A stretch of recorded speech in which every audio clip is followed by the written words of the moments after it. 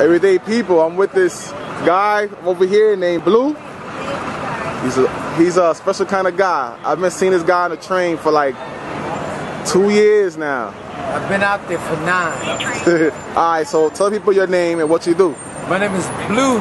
Some people call me Brad. You can find me online under Brad Blue Bathgate. Brad Blue Bathgate. I'm a self-publishing author. You know, I write books and I come out and sell them. I write them, edit them, then come out and sell them. That's basically it. And I make a living off of them. For real? Yeah, I've been doing it for the last 9 years. I make a living off of my imagination. So you've been writing for 9 years?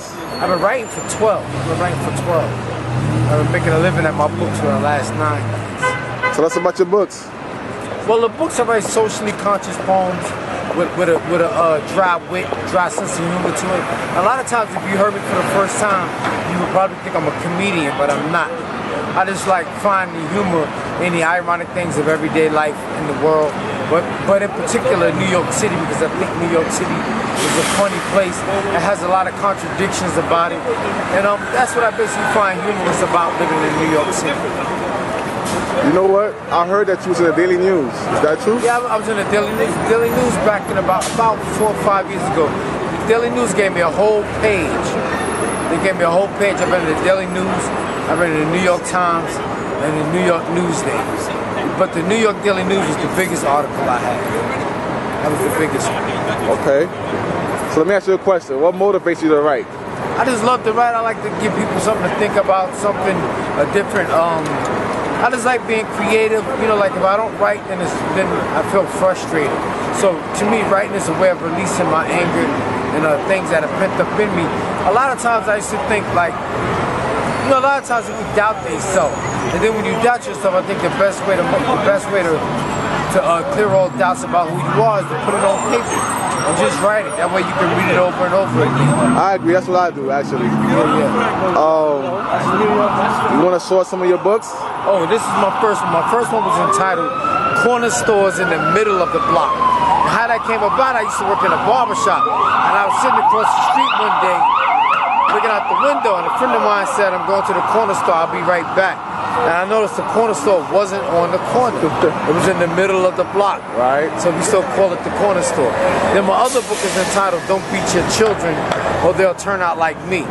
It's not a book about how to raise your children, but what the book does, it encompasses my outlook on life and the things I've heard growing up and outside of the box thinking.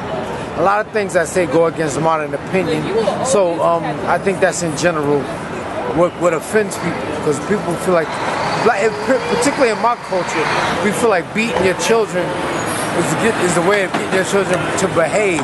A lot of times parents are just bad parents, and bad children come from bad parents. Oh man, you heard about that lady that left her baby on the in the car seat on top of the car and drove off? Because she was half weed? I didn't watch the whole thing, but I think I heard of it. I always joke and say that you need a driver's license to drive a car. You should have a license to have a baby also. But don't quote me on that. Alright, you got 3 books, right? I got 3. My other one is called Pretty Ugly. It's out of print right now, and I plan on reprinting it probably by the end of the month. The reason I don't print that one is because it's a little more expensive. There's more pages, and it doesn't move as fast as the poetry does. Okay. But eventually I'm going to bring it back out. Hopefully I'll have it back out. How much are your books, by the way? My books I sell them for $10. And if you're interested, I sell them for 10 and 10.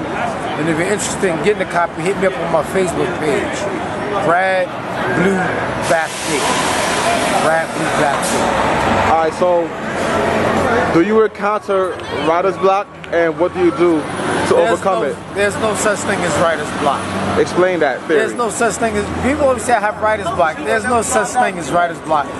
Writer's block happens when you're trying to critique yourself, you're being too critical about who you are. You can write poems about having writer's block. So there's no such thing as having writer's block. Or if you're trying to write to cater to a certain crowd. Right, to cater to a certain crowd. The best thing I always heard, the greatest advice is to write your fears. Put your fears on paper. Yeah, I do that often. That's all you gotta do. So what motivates you to stay on your self-publishing grind? You know, just to get people out there, just to let people know what I do. That's all. That's my, and to prove I have some. I feel like I have something to prove. I'm egotistical like that. I can't lie, and that's why I do what I do. So you want to be known. You want to make. You want the world to know your voice. That's right. Blue was here, or is here rather, is here. So all right, check this out. What advice do you have for people getting into a self-publishing game? Love what you do, and you know, love what you do, and only care about the people who don't. Only care about the ones who like you. The ones who don't like you, fuck them. Like I always tell people, who always want to try. People always want to try to put their brain into my head so I can think like they do, and they can't do that. So you know, if they don't like it, forget them. I agree with that. How can people get in contact with you to get one of your books? But I seen you on the train. That's how we first met, actually. I don't know if you remember me. A little bit, yeah. I'm Brad Blue Bathgate, and you can reach me at 917-736-8047. 917-736-8047. All right, so is there anything you want to tell the viewers, everyday people viewers here? Life is simple. Humans create the obstacles. All right, you heard it from Blue. All right, we out. That's right. Thank you very much, man.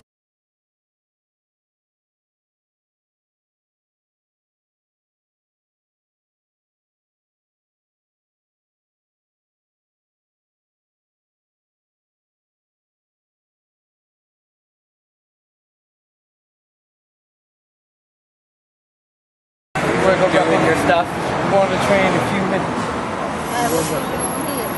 Look, just looking at your phone. Really good stuff. Great poetry. Funny too. Funny. Yeah. Funny. Thank you very much. No, I really do. I'm not blowing smoke. I really do like your stuff. I do. Good luck. It's edgy. Doing it yourself, I think, is a great idea. In my opinion, it's so hard. The publishing world is so. When people think like you write a book, it's just gonna fly off the shelf.